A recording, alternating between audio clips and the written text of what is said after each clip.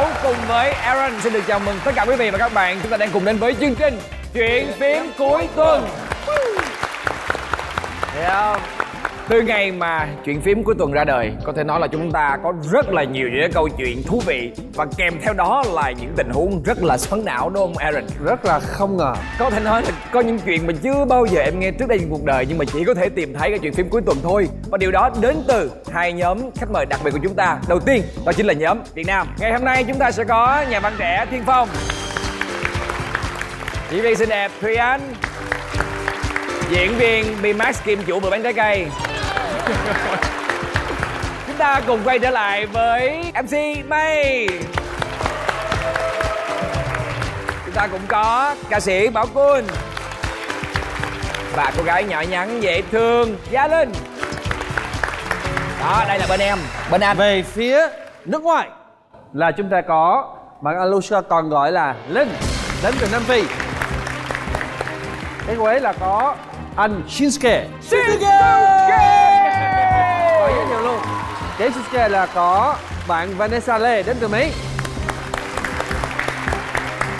Kế tiếp là chúng ta có Wuxi đến từ nước Hàn Quốc. Tiếp theo là chúng ta có bạn Adi đến từ Thái Lan. Adi.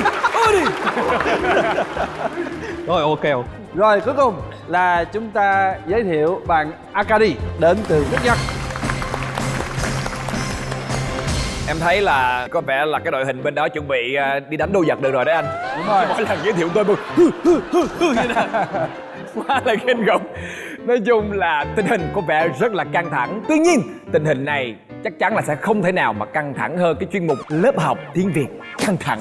Lớp học tiếng Việt căng thẳng sẽ giúp cho chúng ta thư giãn hơn. Bởi vì ở trong chuyên mục này thì chúng ta sẽ gặp được rất là nhiều cái tình huống mà những thầy giáo sẽ đưa ra những cái trường hợp rất là oái âm để mà có thể kiểm tra cũng như là đánh giá kỹ năng nói tiếng Việt của những người học trò của mình. Mà cái điều đặc biệt của cái lớp này đó chính là bởi vì những người thầy giáo cũng không phải là người Việt Nam luôn. Họ là những người nước ngoài đến Việt Nam học tập và làm việc và họ yêu tiếng Việt. Và ngay bây giờ thì chắc chắn là họ sẽ đưa ra những cái thử thách dành cho những người học trò nước ngoài của mình để kiểm tra kỹ năng nói tiếng Việt của họ là như thế nào. Và chúng ta ngay bây giờ hãy cùng nhau đến với chuyên mục này quý vị nha.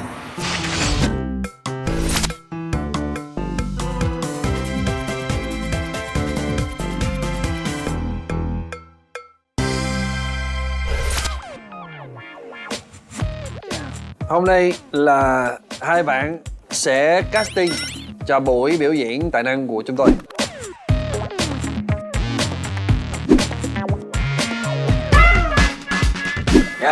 Rồi, xin mời tự giới thiệu. Bạn nam trước. Tôi là Shinsuke. Tôi có kỹ thuật đặc biệt. Kỹ thuật có tài năng đặc biệt. Tôi có thể hát bài hát tiếng Việt. Oh, right, okay. Rồi, xin mời bạn Shinsuke. Tôi có kỹ năng hát nơ bây giờ. Như này, ok. Nhưng mà Shinsuke, tại sao bạn đang chuẩn bị hát đúng không? Mà bạn cứ đứng như muốn đánh nhau là sao? Tôi phải cố gắng. Ok, mạnh mẽ lên, ok, cố lên. Ok, xin mời. Tôi chơi guitar được không? Xin mời. Ok.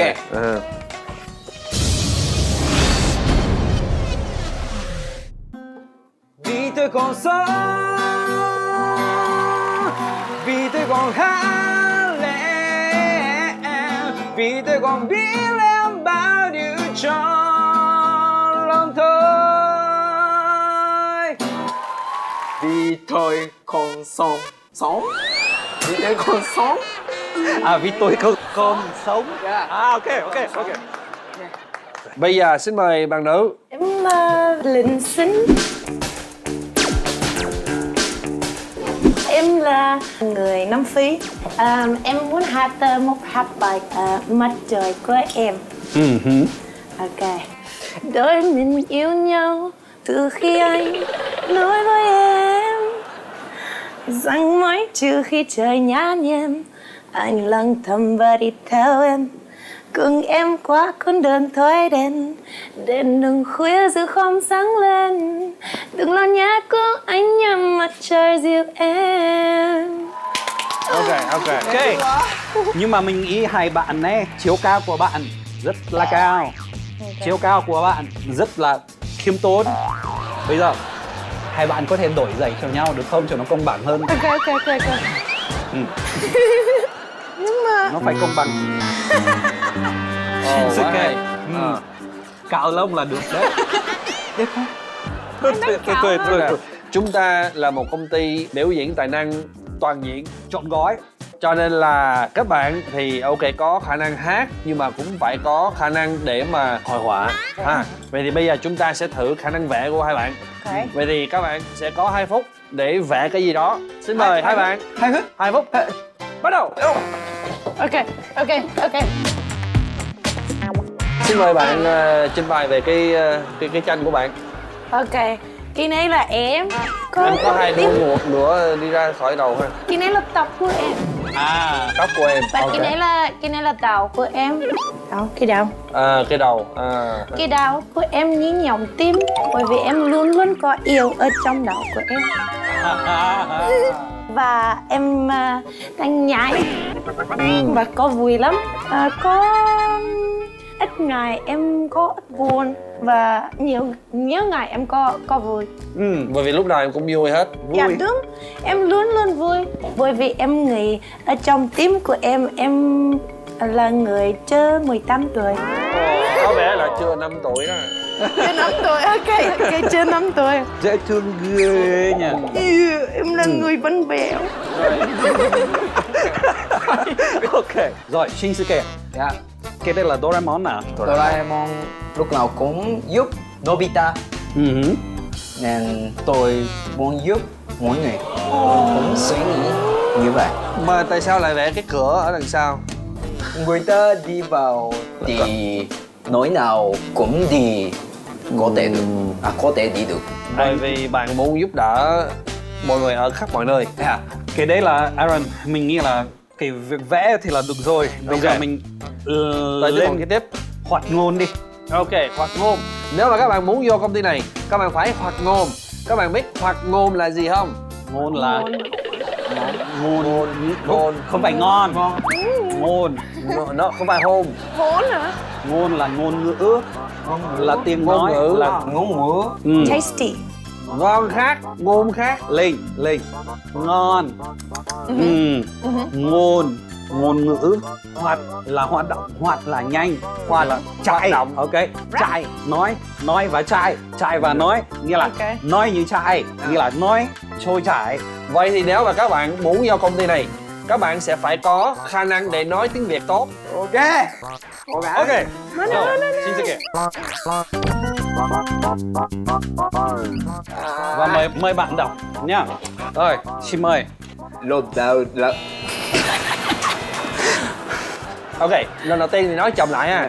lúc đầu lùi đầu, lúc đầu lúc đầu lùi Cái gì?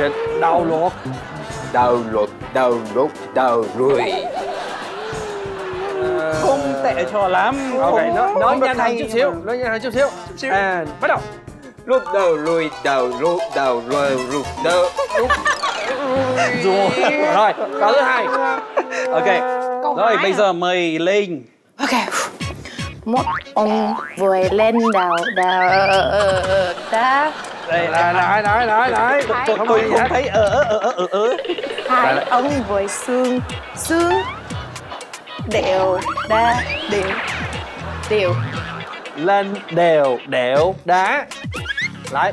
một ông vừa lên đều đá. Pretty good, better. Hai ông vừa xương đều đá đều Xuống. Rồi. đều đá đều. Woo. Ok, pretty good. Alright. Rồi, Shinsuke. Yeah. Câu thứ ba. Câu Mẹ mìm mùa mít mìm mồm mèng mốt bắt bột mới mẹ miếng bắn miếng mặt mệt mìm mắt mình mất mắt. Rồi, hiểu rồi đó.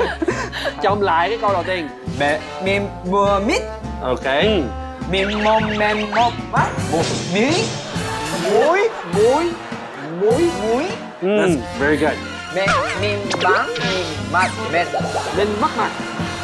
mìm mất mặt Mất mặt. mất mặt Mất mặt.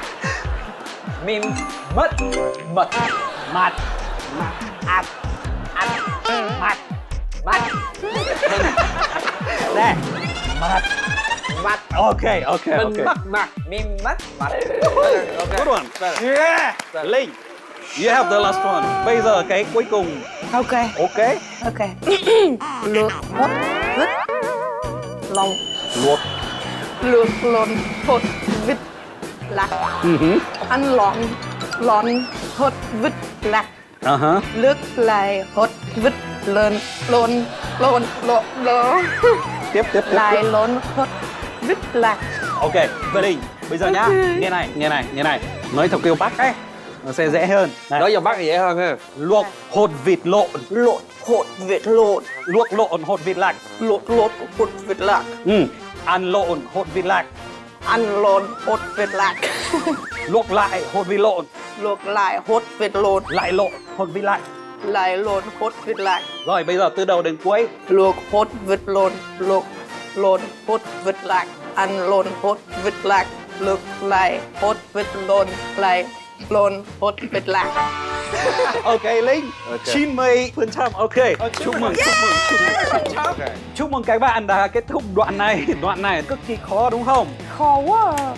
Bây giờ là hai bạn cho 3 lý do tại sao chúng tôi phải chọn bạn mà không phải chọn bạn kia. Mời Shinsuke. Một, tôi lúc nào cũng cười. thôi đây là lý do đầu tiên là ok khiến mình sợ đấy ok Thứ hai, thì tôi khổ như vậy, tôi có thể thay đổi phụ nữ. thứ gì còn sợ hơn nữa Thứ ba, một cái không đáng sợ nhá rồi thứ ba tôi có thể hát. có thể hát Là có thể hát bài tiếng Việt. Không ok. nói là hát giỏi hay không nhưng mà có thể hát được. rồi ok Rồi. Xin mời bạn Linh. Ok. rồi một Em hát được hơn anh. hát hay hơn ok Hát hay hơn. rồi Ok. thứ hai Em là cao hơn anh. ok cái thứ ba em cái gì hơn anh nữa Cô gái và cô trai thích em nhiều hơn anh. con gái thích em con trai cũng thích em ok cái đấy là tài năng rồi Vậy thì sẽ thu hút khán giả nhiều hơn. đúng rồi ok bây giờ một vấn đề nữa nếu mà sau này các bạn đặt cái giải thưởng gì ấy thì các bạn sẽ phải phát biểu sẽ phải nói vài câu với khán giả với mọi người Vậy thì khi em nhận giải thưởng Ok. em sẽ nói cái gì? Ok, em hiểu. Ok. Anh hiểu không? Hiểu. Ok. Ok. Chào mọi người. Việt Nam, em muốn nói rất cảm ơn bởi vì tướng này rất là đẹp. Và em cũng đẹp.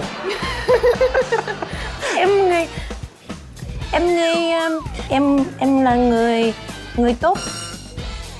ok hay rồi Shinsuke Xin mời Shinsuke.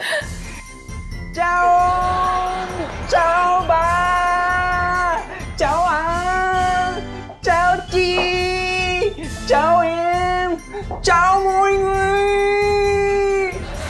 Tôi mãi mãi yêu mọi người. ok Ok, you win. ok Rõ ràng là các bạn đầy tài năng. Cảm ơn các bạn đã casting cho buổi biểu diễn tài năng của chúng tôi. Cảm ơn. cảm ơn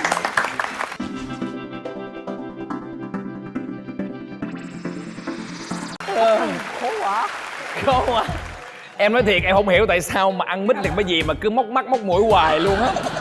Đó, còn bên đây cũng ok, tức là Linh đọc chính tả ok, em đọc lại cho anh nghe coi. Lùm lùm. Thôi bỏ qua đó.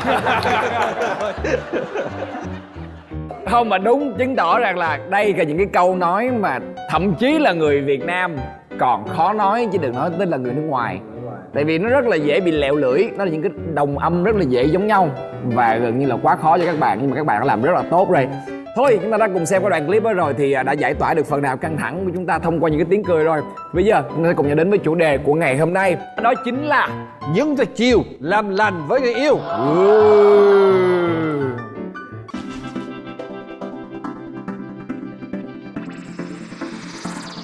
để coi ngày hôm nay tuyệt chiêu là như thế nào. Em cũng cần phải học hỏi. Các bạn có biết tuyệt chiêu là gì không? Tuyệt chiêu. Tuyệt chiêu là cái cú đấm mà nó chắc chắn. Ê, Shizuke, Naruto, hư ha, ha. Yeah. Tuyệt chiêu của Naruto. Dạ, ok. Rồi chúng ta hãy cùng đến với coi tuyệt chiêu đầu tiên là như thế nào nha.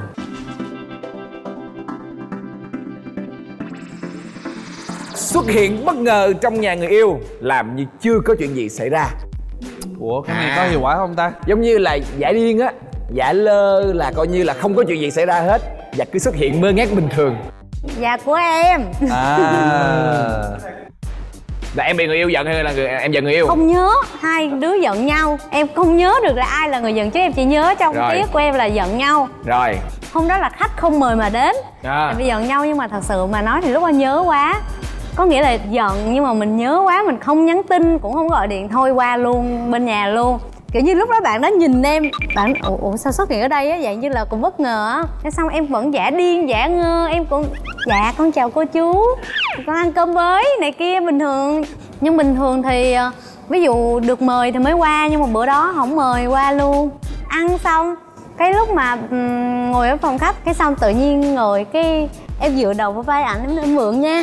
Cái sao em ngồi hoài vậy luôn, em ngồi hoài cái xong đến tiếp theo là em quàng tay qua tay ảnh luôn, ôm luôn. Cái xong rồi cái ảnh nhìn qua vậy này kiểu như gì vậy trời, là sao, là giờ sao, là có giận hay không. Em cứ bình thường em vừa coi em vừa nói chuyện, cái phim này ghê, em cứ nói như là không có chuyện gì xảy ra. Cái xong cái bạn đó mắc cười quá, bạn cười mà cười xong rồi hai đứa hết giận. Thật ra là em thấy cái chiêu này nó cũng có thể hiệu quả, nhưng mà chỉ trong ở cái đoạn đó thôi, chứ nó không có giải quyết triệt để vấn đề, đúng không? Tại vì thường là sau cái đoạn đó xong rồi thì vẫn cứ giận là tại vì đâu quan nói chuyện với ai đâu. Nhưng mình nó có thể mở ra con đường để có thể nói chuyện với nhau được. Đúng thì mở ra con đường để có thể làm được với nhau. Anh hiểu cảm giác mình không cần nói, mình chỉ cần nhìn nhau là mình biết người ta đã có thể bỏ qua cho mình chưa. Tại vì ngay cái lúc mà người bạn trai em nhìn em và cười cái kiểu cười cái cũng đáng yêu, hay là cái kiểu cười thôi bỏ qua tất cả đi, đó là lúc đó mình không cần xin lỗi nhau nữa. Tại vì sẽ tự trong bản thân của họ biết là mình cũng có lỗi, và bản thân em cũng biết em có lỗi, thì em mới là cái người em chủ động em đi làm lành. Cho nên là em nghĩ cũng không nhất thiết phải nói lời xin lỗi ở đây nữa. Đúng lắm luôn. Nhiều khi anh nghĩ đó là cái nụ cười mà bỏ qua tất cả rồi đi em đó. Khoan, Bảo Quân như thế nào? Khoan, bà Quân có hai ý nha. Thì cái cách mà giả điên như vậy thì đối với những cái việc nhỏ thôi, còn nếu mà việc lớn thì mình giả điên nó cũng vậy. Thì đúng rồi, thì nãy giờ nói rồi đó là chừng hai điểm mà. Nhưng mà xét theo đàn ông thì xài những cái cách này là đâu có hiệu quả với đàn ông mình xài không có hiệu quả, đúng không? Bảo Quân có một cái skill này ghê này, nguyên tắc 30 giây. 30 giây là cái gì? 30 giây gọi là tuyệt chiêu thật á. Nguyên tắc 30 giây thì nó có 4 bước. 30 giây mà 4 bước. 30 giây nhưng mà nó sẽ có 4 bước, mọi người nghe kỹ nha. Đầu tiên là ôm. Ok. Sau đó giữ chặt nha. Ok. 3 thở. Và 4 nói lời xin lỗi. Thì bắt đầu mình phân tích tâm lý của phụ nữ trong 30 giây nè. Đầu tiên 10 giây đầu khi mình ôm á thì chắc chắn là sẽ đúng chưa? Thì chắc chắn là mình sẽ phải làm gì? Chịu đựng. Ghi lại giữ chặt hơn. Đúng. Bắt đầu thở. Đếm. Tiếp tục đếm đi. Qua 10 giây. Thì qua 10 giây đầu rồi, chắc chắn 10 giây tiếp theo nàng sẽ bắt đầu xuôi xuống. Và xuôi xuống, bắt đầu thở, nàng thở theo mình. Nàng thở chung nhịp. Và khi mà còn 10 giây còn lại á, khi mà cả hai người hơi thở của hai người thở đều với nhau rồi đó, bắt đầu tay của nàng sẽ xuôi xuống. Mình nói câu xin lỗi em. Vậy thôi. Lấy đà từ dưới nó tán thẳng vào mặt. Lần đầu tiên em xài 30 giây, lần thứ hai em tăng, chắc chắn em phải tăng lên là 60 giây. Tới cái lần thứ 10 giận nhau, ôm 2 phút. Không có. Đây là cái cách mà Bảo Quân đã thử với rất nhiều rồi. Rất nhiều người. Đúng rồi, tình trường của mình cũng nhiều mà, cho nên là Hãy xem nha. Ok, thử đây. Bạn gái kia. Giận. Ok. Wait. Yep. 30 giây chuẩn bị bắt đầu. Vô. Ôm. Dãy dụa. Vậy đó. Rồi xong rồi. Hết 10 giây. Xui đi cha, xui đi.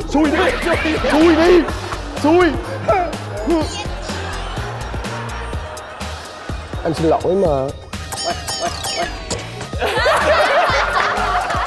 Hết giận rồi mà đúng không? Bây giờ nè, em muốn các bạn nữ đánh giá. Các bạn nữ thấy chiêu này hiệu quả không? Akari, mấy điểm? 9 điểm.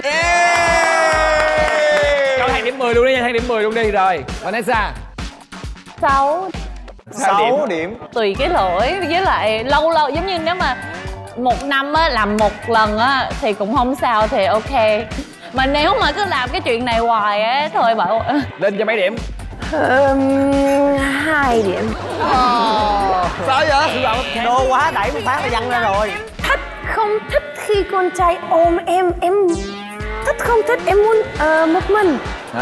Ok, thấy chưa? Khi giận á hả? Thấy chưa? Ê, mọi người không tin tôi, mọi người về thử đi.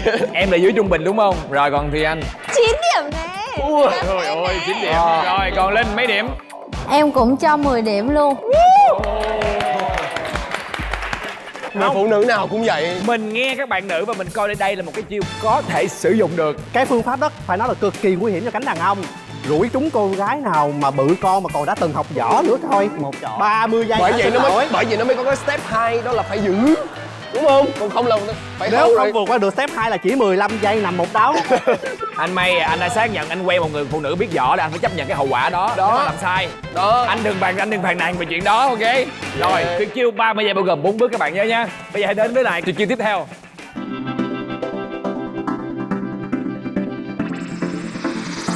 Trong tủ lạnh luôn trữ món ăn bạn trai thích.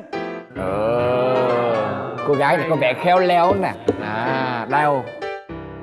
Dạ, Vanessa. đó là Vanessa. Thì lúc đó là ở trong đại học là có một người bạn trai khoảng 3 năm rưỡi tới 4 năm. Thì người bạn trai đó là không có lớn tuổi hơn Vanessa nhiều, mà cái tánh là hơi giống ông già chút xíu á, là không thích đi chơi. Mà lúc đó là Vanessa khoảng 19 tuổi là khoái đi chơi, mà đi hơi nhiều á thì ảnh hay giận, tại vì mình cũng không có muốn bỏ cái tật đi chơi này, mà mình cũng không muốn ảnh giận mình. Lúc đó ảnh giận Vanessa phải nghĩ làm sao, tại biết là ảnh khoái ăn cái món khóe là canh thịt bò. Mà Vanessa chưa có biết làm cái món đó, mà chỉ có bà với lại mẹ của anh biết thôi. Mà nếu mà mẹ của anh chỉ Vanessa thì ảnh sẽ thấy. Thì lúc đó Vanessa mới gọi điện thoại cho ông bà của ảnh, là tại vì ông bà rất là thương Vanessa. Vanessa qua bên đó học nấu cái món canh thịt bò đó. Xong rồi lúc khi ảnh giận lên là em nói ô xin lỗi em đi chơi mà em có nấu canh thịt bò cho anh. Thì sau đó thấy wow cái món này nó ngon mà nó công thiệt á, thôi làm một đống xong rồi bỏ cho ngăn đá luôn. Mỗi lần đi chơi lôi ra một cái xả nước xong. Là coi như là bạn trai không giận nữa.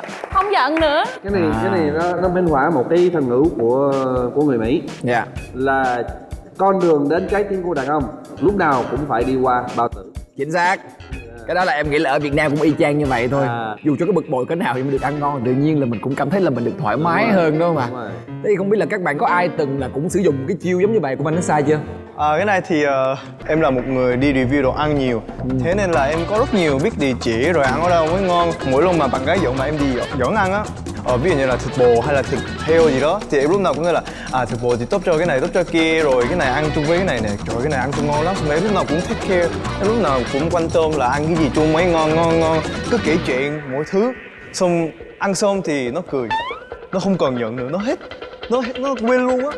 Đó là cái chiêu của em là dẫn đi ăn xong rồi nói nhiều. Cái này là hãy xem chương trình UCTV thì sẽ biết thôi, đúng không? Thế nên là mọi người nhớ xem chương trình của mình nha.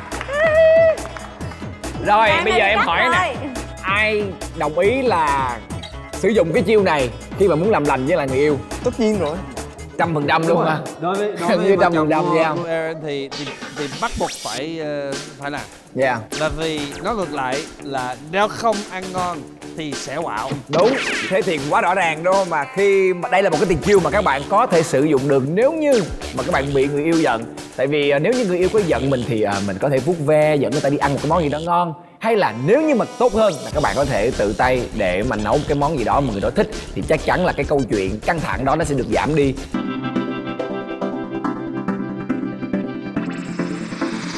Lặng lẽ đặt bó hoa hồng trước cửa, chưa kịp trốn thì bị bắt lại.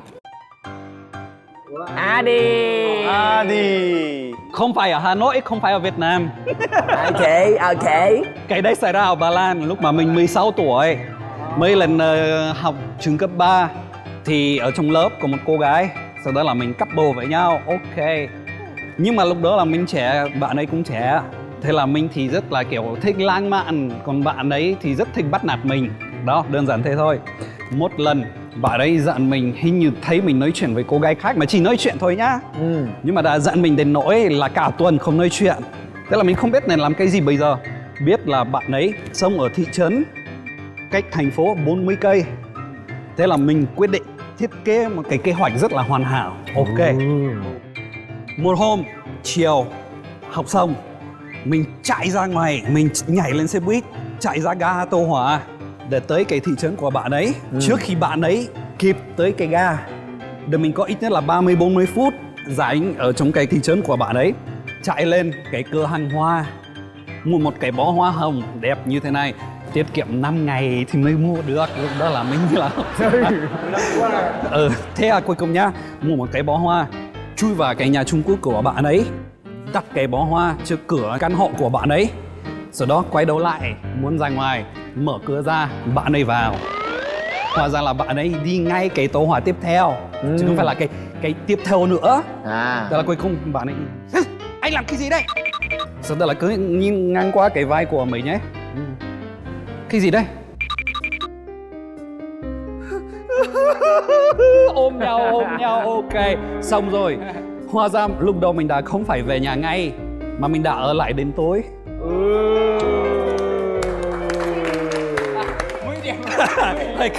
Cảm ơn. Những cô gái thích hoa.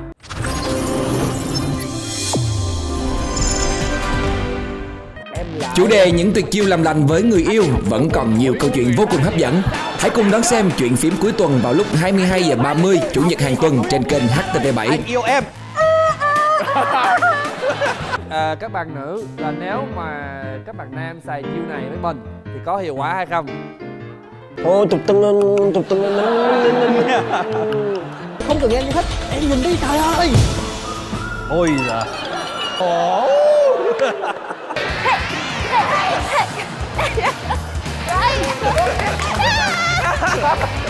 Em dễ hết giận vậy luôn. Em say sái quá à. Chuyện gì mà nó khó làm hay là nó nhiều công á là phụ nữ